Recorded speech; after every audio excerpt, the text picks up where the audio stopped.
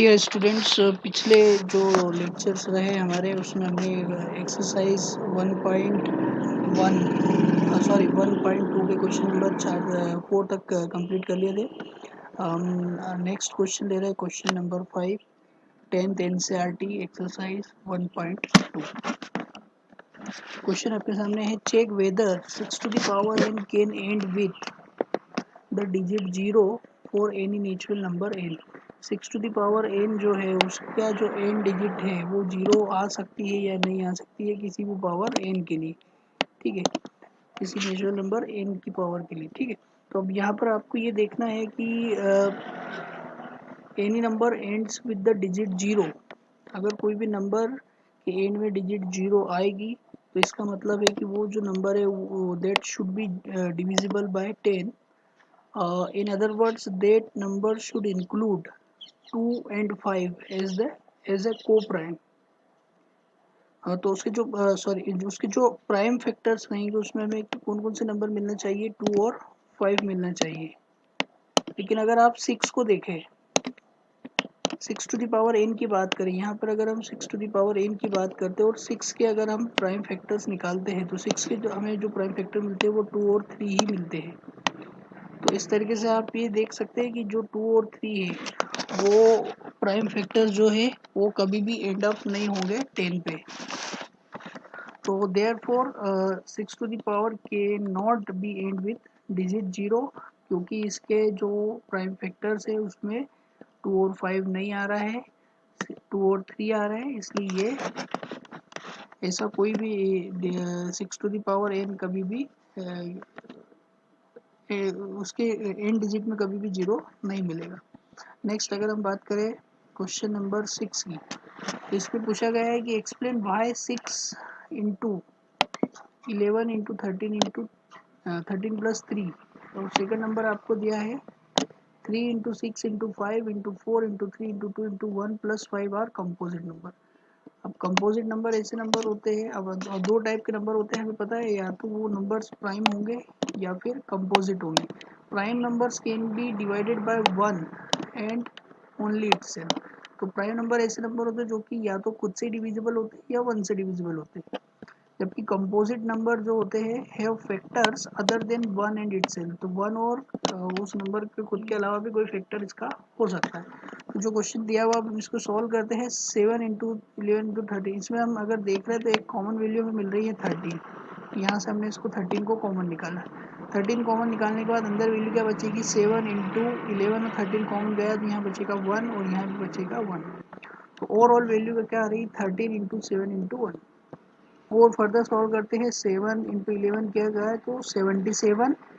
तो 13 into 77 plus 1 और 77 plus 1 को हम लिख सकते हैं 78।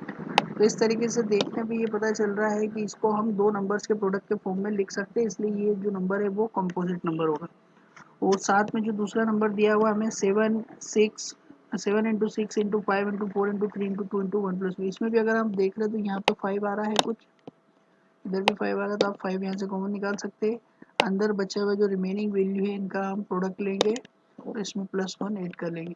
अब इसके और आप सॉल्यूशन, इसका मतलब फर्दर आप 5 इंटू 1009 आ रहा है, इस 1009 को आप फिर से और आगे सॉल्व नहीं कर पाएंगे। तो लेकिन फिर भी ये दो नंबर्स का प्रोडक्ट है 5 इंटू 100999। तो इस तरीके से ये जो नंबर है ये भी एक टाइप का कंपोजिट नंबर है। तो वो जो क्वेश्चन हमें दिया हुआ है उसके जो दोनों नंबर है वो कैसे है, कंपोजिट है।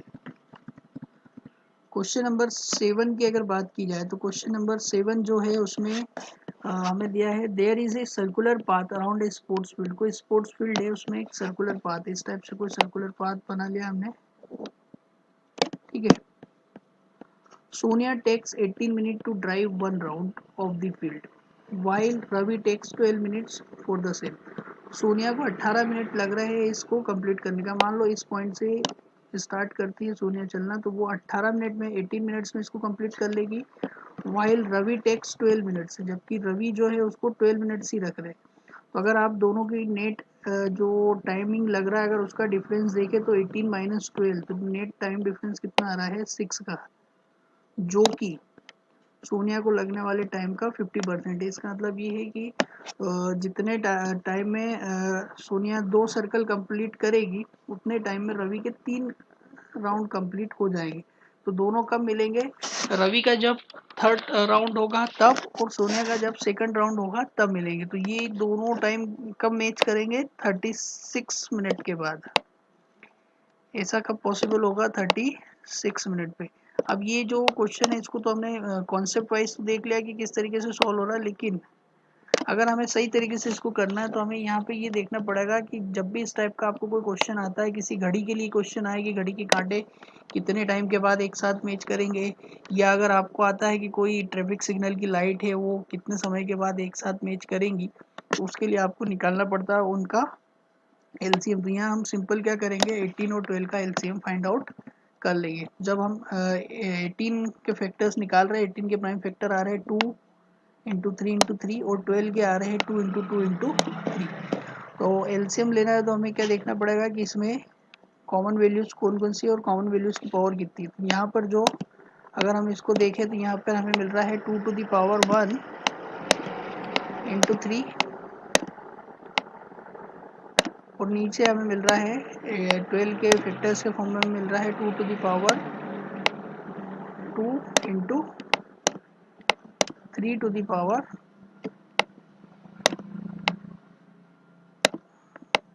1। तो हमें क्या करना है कि जो हाईएस्ट पावर वाली वैल्यू लेना है। तो हाईएस्ट पावर कितनी आ रही है? 2 टू द पावर 2। तो 2 वाली वैल्यूज में से हम 2 टू द पावर 2 लेंगे, और यहाँ पर हमें यहाँ पे वैल्यू मिल रही है 3 टू द पावर 2। तो यहाँ से हम 3 टू द पावर 2 कॉमन ले लेंगे, उन दोनों का प्रोडक्ट लेंगे तो जो वैल्यू आएगी वो हमारा एलसीएम हो जाएगा। तो एलसीएम आ रहा है 36। तो कॉन्सेप्ट वाइज भी हमने देखा कि उस तरीके से निकाल सकते हैं, दूसरा एलसीएम के मेथड से भी आप इसको निकाल सकते हैं। एक्सरसाइज 1.3 स्टार्ट कर रहे हैं। एक्सरसाइज 1.3 का जो पहला क्वेश्चन है, इसमें आपको प्रूफ करना रहता है कि ये जो गिवन नंबर है वो रेशनल है या इरेशनल। तो यहाँ पे क्वेश्चन जो है हमारे पास पहला इसमें है, prove that root 5 is irrational. अब हमको ये प्रूफ करना है कि जो रूट 5 है वो इरेशनल। तो जब आपको इस टाइप का कोई क्वेश्चन आता है तो सबसे पहले आपको उसको लिखना है, जो भी दिया है उसका अपोजिट लिखना है। यहाँ पे आपको इरेशनल प्रूफ करना है, तो आपने ये मान लिया कि let root 5 is a rational number, ठीक है। और आप 9th क्लास में पढ़े हैं कि अगर कोई रेशनल नंबर है तो आप उसको p बाई क्यू या a बाई बी के फॉर्म में लिख सकते हैं। तो हमने यहाँ लिख लिया कि let root 5 is equal to a by B. अब दो ही साइड आप जब इसका स्क्वायर करते हैं या वैल्यूज लिखते हैं तो आपको यहाँ से क्या मिलेगा, a will be equal to 5 into root 5 into B. तो a की वैल्यू आपको मिल जाएगी रूट 5b। दोनों साइड जब स्क्वायर करते हैं तो ए स्क्वायर की वैल्यू आ रही है 5b स्क्वायर। अब यहाँ पर 5 दिख रहा है, इसका मतलब ये है कि a को आप 5 से डिवाइड कर सकते हैं, मतलब a square is divisible by 5। तो अगर a स्क्वायर डिविजिबल बाय 5 होगा तो जो a है वो भी डिविजिबल बाय 5 होना चाहिए। इसलिए फिर आप a को क्या मान लेते हैं, a को आप एक नया नंबर लेते हैं, a is equal to 5k। क्योंकि यहाँ ए स्क्वायर डिविजिबल बाय 5 है तो जो ए है वो भी डिविजिबल बाय 5 होगा, इसलिए हमने एक डिविजिबल बाय 5 के फॉर्म में एक नंबर ले लिया, ए इज इक्वल टू 5k। अब जहाँ ए था उसकी जगह हमें क्या पुट करना है, वैल्यू 5k। तो इस ए स्क्वायर की जगह जब हम ए की वैल्यू 5k रखेंगे तो ये कुछ इस टाइप से दिखाई देगा, 5k square is equal to 5b square. तो जब सॉल्व करेंगे तो 5k स्क्वायर का हो जाएगा 25, 5k होल स्क्वायर की वैल्यू आ जाएगी 25k square is equal to 5b square. जब 5 से डिवाइड करेंगे तो हमें मिल रहा है b square is equal to 5k square.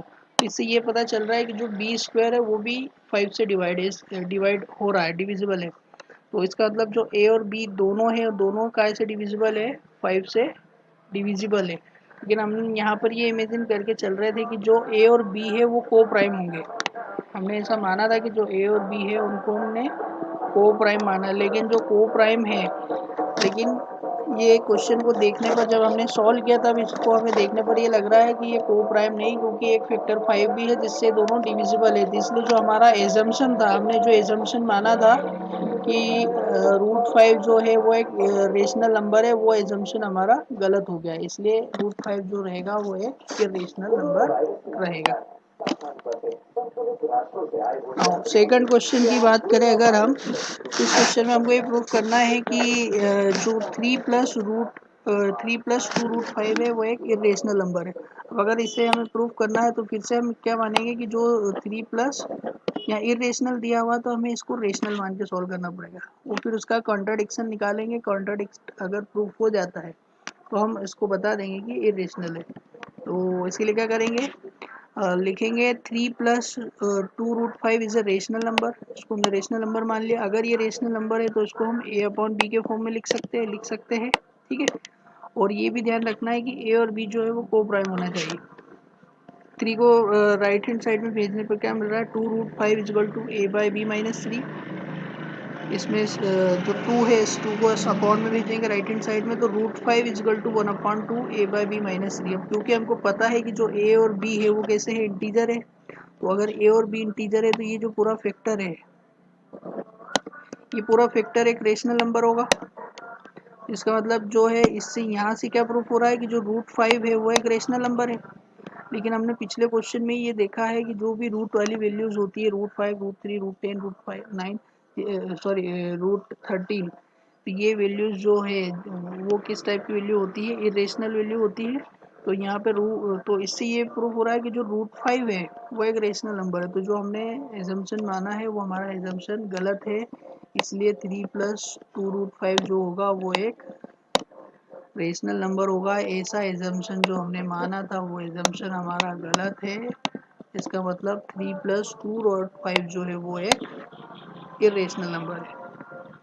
इस टाइप के जो क्वेश्चन होते हैं थोड़े से समझने में डिफिकल्ट होते हैं। आप अगर ध्यान लगा के वीडियो देखेंगे और 2-3 बार अगर इसको सॉल्व करने की कोशिश करेंगे तो आप काफ़ी इजीली इसको सॉल्व कर सकते हैं। सिमिलर क्वेश्चन आपको दिया है क्वेश्चन नंबर 3।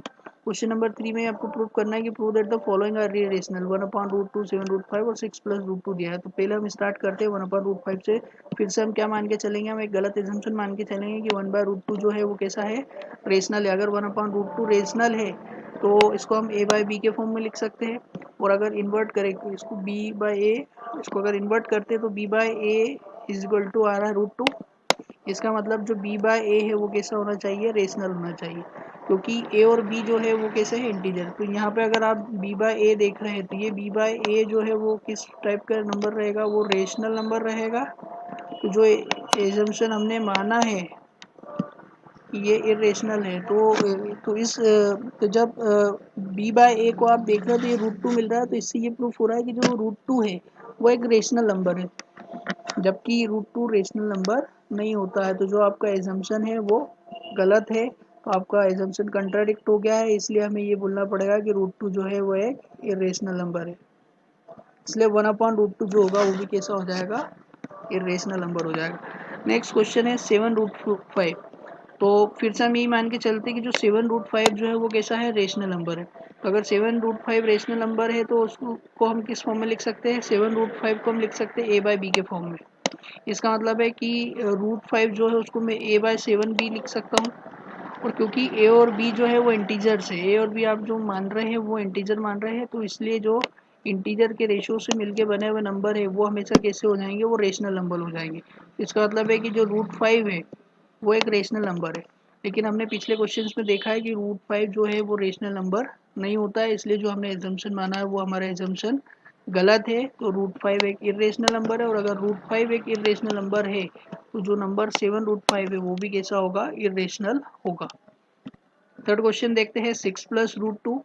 फिर से हम ये मानेंगे कि let 6+√2 is a rational number and a and b are some integer. तो अगर इसको हम देखें तो 6+√2 को हम a/b के फॉर्म में लिख सकते हैं, क्योंकि रेशनल नंबर है इसलिए इसको हम a/b के फॉर्म में लिख सकते हैं। √2 को हम को सेपरेट करेंगे तो a/b-6 हो जाएगा। अब यहाँ a/b जो है वो रेशनल नंबर से, इंटीजर से सॉरी, तो ये जो a/b-6 पूरा रेशियो है वो रेशियो जो रहेगा वो भी एक रेशनल नंबर रहेगा। तो इसका मतलब जो है √2 जो है वो एक रेशनल नंबर होगा। लेकिन हमें पता है √2 रेशनल नंबर नहीं होता है, वो एक इरेशनल नंबर होता है। इसलिए जो हमने एजम्पशन माना था कि 6+√2 एक रेशनल नंबर है, वो एजम्पशन हमारा रॉन्ग प्रूफ हो गया है, वो कॉन्ट्राडिक्ट हो गया है। इसलिए 6+√2 जो होगा वो एक इरेशनल नंबर होगा। नेक्स्ट एक्सरसाइज हम जब अगला लेक्चर हमारा वीडियो लेक्चर रहेगा उसमें करेंगे। अगर आपको हमारा ये वीडियो लेक्चर पसंद आ रहा है तो आप इसे लाइक कीजिए, सब्सक्राइब कीजिए, आपके फ्रेंड्स को सेंड कीजिए ताकि ज़्यादा से ज़्यादा बच्चे इसका फ़ायदा ले सकें। Thank you.